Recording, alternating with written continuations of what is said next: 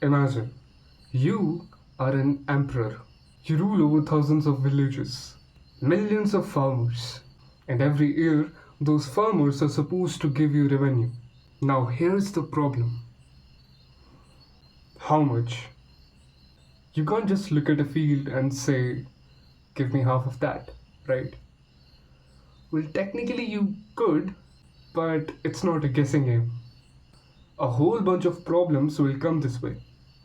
Farmers can hide their produce. Corrupt officials will take bribes. You can't be sure how much revenue you will get this time. Well, Mughals did something interesting here. They started turning taxation into a problem of measurement, collection, and records. In the last episode, we saw how Delhi Sultanate connected taxation with military and administration power through institutions such as the Ikta system. Now, after Delhi Sultanate comes the Mughal period. Babur established Mughal rule in northern India after the First Battle of Panipat in 1526. But Babur and Humayun didn't just came up with a new tax machine. Much of the existing system continued, and that meant many of the old problems continued too. Revenue assessment could be inconsistent. Land officials had considerable discretion, and the amount actually collected could differ from what's expected. Akbar was expanding rapidly. इसका मतलब ज़्यादा territory, ज़्यादा territory तो ज़्यादा villages so ज़्यादा potential revenue. But potential revenue isn't same as predictable. Suppose एक साल farmer produce करता है एक्सीलेंट हार्वेस्ट, पर अगले ही साल ड्राउट से आधी फसल खराब हो जाती है। और अब अगर स्टेट का रेवेन्यू हर साल इतना ऊपर नीचे होगा तो both government and farmer will face uncertainty and problems. और सिर्फ यही नहीं, if revenue collector gets to decide how much farmer owe every year, that's an enormous amount of discretion. And discretion can lead to the possibilities of corruption. So, Akbar's administration tried to solve these problems from the root. Instead of just asking, how much did you produce this year? They asked, how productive is this land? What does it normally produce? And what could the state demand be? The Zabt system was essentially a system of fixed assessment based on measurement. Land was measured, agriculture production and prices were studied. Land was assessed according to its characteristics and productivity. Only then, a cash revenue demand was established for particular crops and localities. So instead of revenue collector deciding what farmers owe this time, the demand was made according to the calculations. तो flow कुछ इस तरह था: पहले land को major करो, फिर productivity को एक्सेस करो, रेट्स को इस्टेब्लिश करो, और फिर कैलकुलेट करो रेवेन्यू डिमांड, मतलब क्या तुम फार्मर से मांगने वाले हो. So this made taxation far more predictable. पर अब ये रेट कहाँ से आएंगे? This is where the Dahsala settlement comes in. The administration used information collected over previous 10 years about cultivated areas, crop yields, and prices. So that information was used to calculate average conditions and establish rates for different crops and localities. In official schedules को कहा जाता था दस्तूर उल अमल्स. So, after collecting data, studying prices and production, measuring land, creating local rates, and then using all that to calculate what should be paid.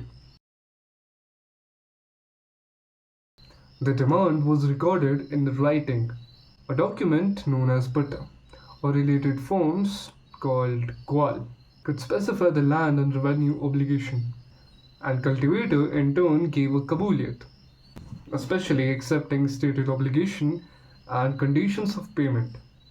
Well, why does that matter? Because now there was a written record. इस बार farmers के पास कुछ ऐसा था जिससे demand को पता किया जा सकता था. Well, in theory, an official couldn't just walk later and ask whatever he wants. Like, पिछली बार गलती हो गई, इस बार थोड़ा ज़्यादा चाहिए. No. The recorded assessment gave the administration a standard against which collection could be measured. Of course, corruption was still there, but at least administration has something important, a paper trail. And here's where we need to be careful. जब हम बात करते हैं एक ruler के reforms के बारे में, then it becomes very feasible for us to assume that all the rules, reforms during their time was uniform and was applied practically everywhere. But that wasn't the case. As it is, the Zabt system was dominant in particular core regions like Delhi, Agra, Allahabad, Awadh, Lahore. Other regions used different methods. Crop sharing continued in places. Other assessment methods also existed. For example, Bengal had its own arrangements, while Kashmir and Sindh had crop sharing practices. So, in short, the Mughal system was sophisticated, but it wasn't perfectly uniform. The Mughal state demanded a substantial share of agriculture production, but there was no single empowered percentage, as I mentioned. The demand varied according to region, crop, fertility, method of assessment, and period. A fixed cash demand could be good in one situation and dangerous in another. Imagine you have a terrible harvest this time. The state still expects the assessed cash revenue. इसका मतलब तुम्हारे ऊपर double pressure पड़ जाएगा जब bad harvest होगी. But the Mughals did have mechanisms for reliefs. Unproductive and uncultivated land area could receive remission, and the administration also provided measures such as the Kavi loans to distressed cultivators for things like cattle or seeds. There was a whole administrative chain. Local officials, village headmen, accountants, revenue collectors, and other intermediaries were involved. The Mughal Empire needed an enormous administrative and military elite. So, Akbar developed the Mansabdari system to organize imperial officials according to rank. एक मनसब decide करता था एक official की position, उसकी salary, along with military obligations. It had two important components, Zat or Sawar. Zat represented officials' personal rank and status, and Sawar was related to the cavalry obligations according to the rank. But how do you pay all these people? Here's where the Jagir comes in. बजाय हर मनसबदार को cash salary देने के, the state could assign him the right to receive revenue from a particular territory. The assignment was Jagir. Here's a crucial distinction. A Jagirdar didn't simply become the owner of the land. He held rights to its revenue, and Jagirs were also transferred from one to another.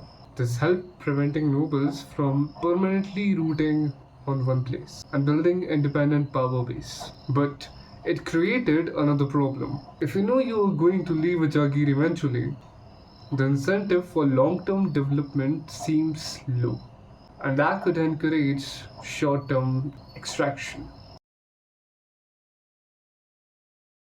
Compared to the system where assessment was highly arbitrary in many ways, yes, the Mughal administration had developed something remarkably sophisticated.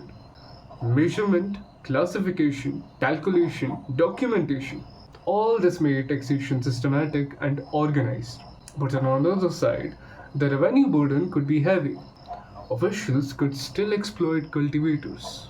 Local conditions varied, and different regions used different systems. The gap between what emperor ordered and what actually happened in the village could be enormous. At the end, Mughals created rules, but they were still dependent on thousands of people to enforce them. And humans, well, we are a very unpredictable factor. Mughals created a more elaborate way of answering one simple question. How much does the farmer owe the state?